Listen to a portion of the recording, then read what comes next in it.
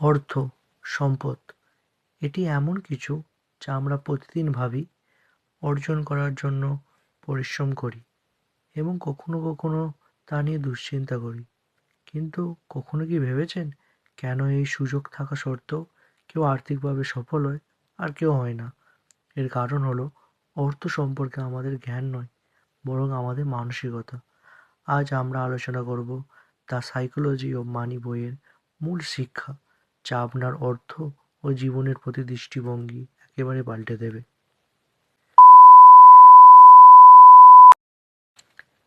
Hi everyone, স্বাগতম আমার YouTube channel story ওয়ার্ল্ডে।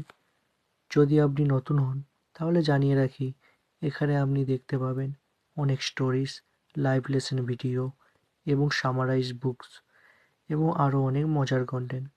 আজকের ভিডিওতে আমরা দ্য সাইকোলজি অফ মানি বইটি সম্বন্ধে আলোচনা করব। ভিডিও শুরু হওয়ার আগে দয়া করে লাইক বাটনে ক্লিক করুন, সাবস্ক্রাইব করুন এবং নোটিফিকেশন বেল চালু করে রাখুন, যেন আমাদের এই কন্টেন্ট আপনার মিস না হয়। ঠিক আছে, চলুন ভিডিওতে আসি। The psychology of money. Psychology বলতেই আমরা প্রথমে বুঝি মনোবিজ্ঞান। মানি মানে অর্থ, সম্পদ, টাকা।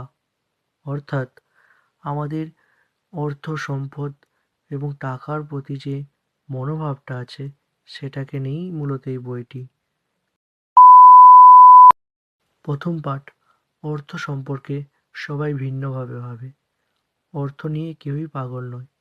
আমাদের আর্থিক সিদ্ধান্তগুলো আমাদের ব্যক্তিগত অভিজ্ঞতার উপর নির্ভর করে। উদাহরণস্বরূপ, কেউ যদি দারিদ্র্যের সময় বড় হয় তার অর্থ সঞ্চয়ের করার প্রবণতা রাখে, আর কেউ যদি ভালো অর্থনৈতিক সময় দেখে তার বেশি ঝুঁকি নিতে পারে। বুঝতে হবে যে প্রত্যেকের অর্থনৈতিক আচরণ তার অতীত অভিজ্ঞতা দ্বারা প্রভাবিত। দ্বিতীয় পাঠ, ভাগ্য ও ঝুঁকি।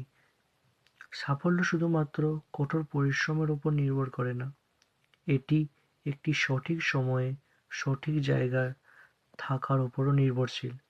উদাহরণস্বরূপ, বিল গেটস স্কুলে পড়ার সময় একটি বিরল কম্পিউটার অ্যাক্সেস করেছিলেন, তবে ঝুঁকির বিষয়টি মাথায় রাখতে হবে, কারণ এটি যে কোনো মুহূর্তে সব কিছু কেড়ে নিতে পারে।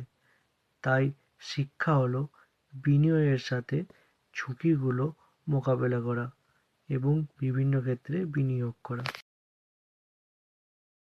তৃতীয় পাঠ, চক্রবৃদ্ধি শক্তির গুরুত্ব।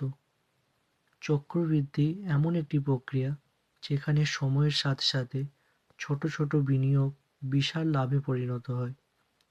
ওয়ারেন বাফেট তার জীবনের বেশিরভাগ সম্পদ অর্জন করেন বৃদ্ধ বয়সে। তাই শিক্ষা হলো ধৈর্য ধরুন এবং লম্বা সময়ের জন্য বিনিয়োগ করুন। চতুর্থ পাঠ, সঞ্চয়ের স্বাধীনতা। অর্থ সঞ্চয় করার গুরুত্ব এখানে বিশেষভাবে উল্লেখযোগ্য। আয় বাড়ানোর চেয়ে সঞ্চয় আপনাকে আরও স্বাধীনতা দেয়। এটি ভবিষ্যতের জন্য প্রস্তুত থাকতে এবং অপ্রত্যাশিত পরিস্থিতির মোকাবিলায় সাহায্য করে। পঞ্চম পাঠ, স্বাধীনতায় প্রকৃত সম্পদ। দ্য সাইকোলজি অব মানি বইয়ের মতে প্রকৃত সম্পদ হলো আপনার নিজের শর্তে জীবনযাপন করার ক্ষমতা। এটি কেবল বস্তু কেনার বিষয় নয়, বরং এটি সময় এবং মানসিক শান্তি কেনার বিষয়। ষষ্ঠ পাঠ, জীবনযাত্রার মান উন্নয়নের ফাঁদ এড়িয়ে চলুন। লক্ষ্য রাখতে হবে যেন আপনার আয় বাড়ার সাথে সাথে খরচও অযথা না বাড়ে। এটি ভবিষ্যতের জন্য একটি আর্থিক সাপোর্ট তৈরি করার জন্য গুরুত্বপূর্ণ। সপ্তম পাঠ, লোভের প্রলোভন থেকে বাঁচুন। লোভ অনেককে ধ্বংস করেছে, অনেকেই জানে না কখন থামতে হবে। শিক্ষা হলো নিজের যথেষ্ট কখন তা বোঝা। অষ্টম পাঠ, অনিশ্চয়তার জন্য প্রস্তুত থাকুন। জীবন এবং আর্থিক বাজার উভয়ই অনিশ্চিত।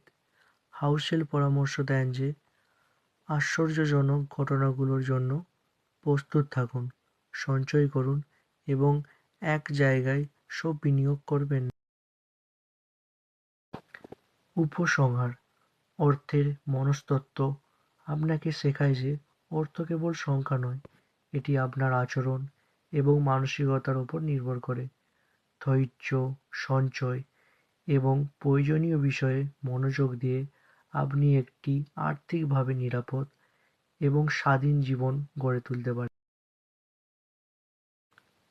দ্য সাইকোলজি অফ মানি বইটি পড়ুন এবং আপনার আর্থিক ভবিষ্যৎকে আরও শক্তিশালী করুন। এতক্ষণ পর্যন্ত ভিডিওটি দেখার জন্য আপনাদের সবাইকে ধন্যবাদ, এবং ভিডিওটি ভালো লেগে থাকলে লাইক করুন, শেয়ার করুন, সাবস্ক্রাইব করতে ভুলবেন না।